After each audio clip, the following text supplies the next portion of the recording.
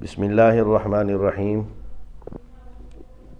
رمضان المبارک کا مہینہ ہے جس کی خاص عبادت روزہ ہے۔ روزہ کسے کہتے ہیں؟ روزے کو عربی لغت میں صوم، جس کی جمع صیام ہے، کہتے ہیں، اور صوم کا ترجمہ ہے رکنا۔ شریعت کی اصطلاح میں روزہ کہتے ہیں صبح صادق سے لے کر غروب آفتاب تک نیت کے ساتھ کھانا پینا اور خواہشات نفسانیہ کو چھوڑنا، یعنی جماع کو چھوڑنا۔ اگر نیت نہ ہوئی تب بھی روزہ نہیں ہوگا، اور اگر صبح صادق کے بعد تک کھاتا رہا یا غروب آفتاب سے پہلے کوئی چیز کھا پی لی جان بوجھ کر یاد ہوتے ہوئے، تب بھی روزہ نہیں ہوگا۔ روزہ کب فرض ہوا؟ یہ بڑا اہم ہے۔ روزہ رسول اکرم صلی اللہ علیہ وآلہ وسلم کی ہجرت کے 18 ماہ بعد شعبان کے مہینہ میں فرض ہوا، اور بعض لوگ یہ سمجھتے ہیں یا یہ کہتے ہیں کہ اس سے پہلے، یعنی ہجرت کے 18 ماہ بعد جو روزہ فرض ہوا، اس سے پہلے روزہ نہیں تھا، جبکہ اکثر علماء کا یہ کہنا بھی ہے کہ اس سے پہلے عاشوراء کا روزہ تھا، یعنی 10 محرم کا روزہ یہ فرض تھا، اور جب رمضان کے روزے فرض ہوئے تو وہ عاشوراء کے روزے کی فرضیت ختم ہو گئی۔ رمضان کے روزے جب ابتدا میں فرض ہوئے تو اس کے احکام بہت سخت تھے۔ مثلاً ایک حکم یہ تھا کہ آدمی غروب آفتاب کے بعد سونے سے پہلے تک کھا پی سکتا ہے، جب سو گیا تو پھر اس کے بعد جب بھی جاگے گا یہ کچھ بھی کھا پی نہیں سکتا، یعنی سونے سے روزہ شروع ہو جائے گا۔ اور اسی طرح رمضان المبارک میں آدمی ہم بستری نہیں کر سکتا تھا پورا مہینہ، تو اللہ نے بعد میں ان احکامات کو منسوخ کر دیا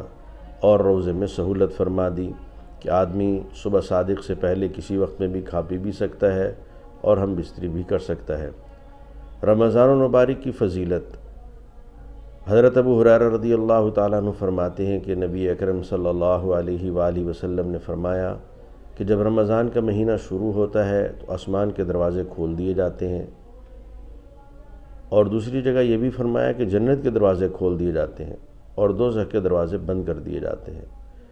یہ آسمان کے یا جنت کے دروازے کھول دیے جاتے ہیں، اس سے مقصد یہ ہے کہ اللہ تعالیٰ نیکیوں کی طرف رغبت بڑھا دیتے ہیں،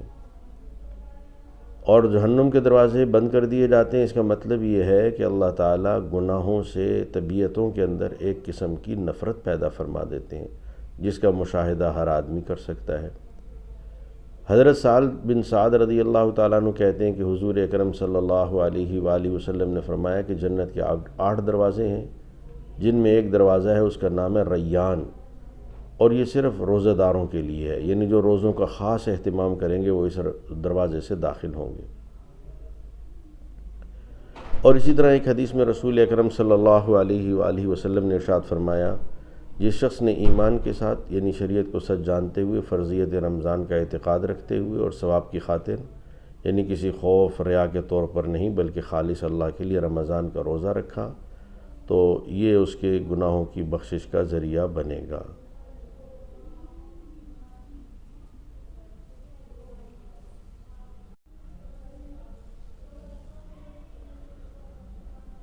اسی طرح حضور اکرم صلی اللہ علیہ وآلہ وسلم نے فرمایا کہ بنی آدم کے ہر نیک عمل کا ثواب زیادہ کیا جاتا ہے، اس طور پر کہ ایک نیکی کا ثواب 10 سے 700 گنا تک اللہ تعالیٰ بڑھاتے رہتے ہیں،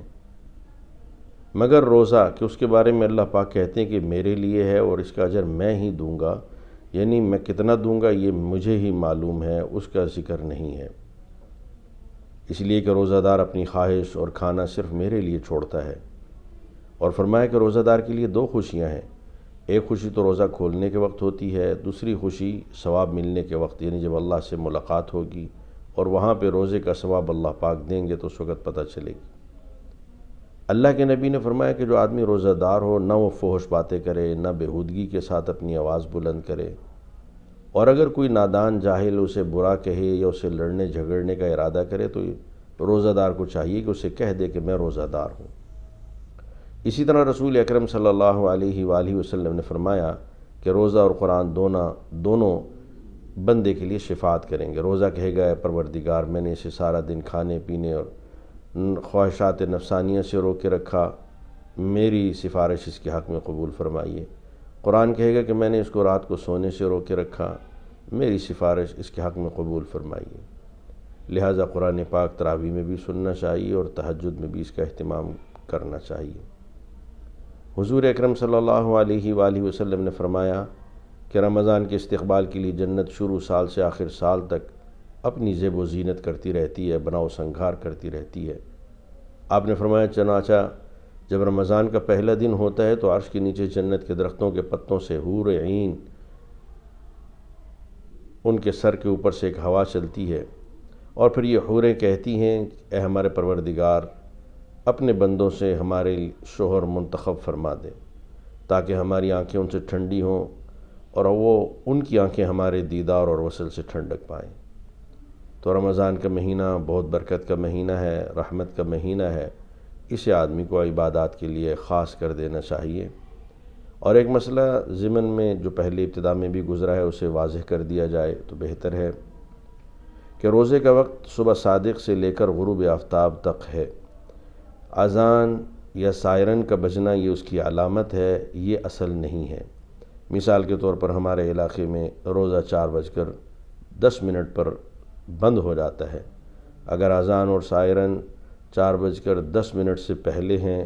تو پھر تو ان پر روزہ بند کرنا مناسب ہے، اور اگر اذان اور سائرن 4:11 پر بجے، اذان 4:11 پر ہوئی یا سائرن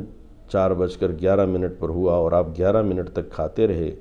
تو وقت مکمل ہونے کے بعد ایک لقمہ بھی لینے سے روزہ نہیں ہوگا۔ اس لیے اس میں بہتر طریقہ یہ ہے کہ آدمی اپنے علاقے کا مستند کیلنڈر اپنے گھر میں رکھے اور اس کے مطابق اپنے روزے کی افطار اور سحر کا نظم بنائے، اور اس میں ایک احتیاط مزید کر لی جائے کہ سحری 3 منٹ پہلے ختم کر دی جائے اور افطار میں تعجیل کی جائے کہ افطار جلدی کیا جائے۔ اللہ پاک ہم سب کو عمل کی توفیق عطا فرمائے۔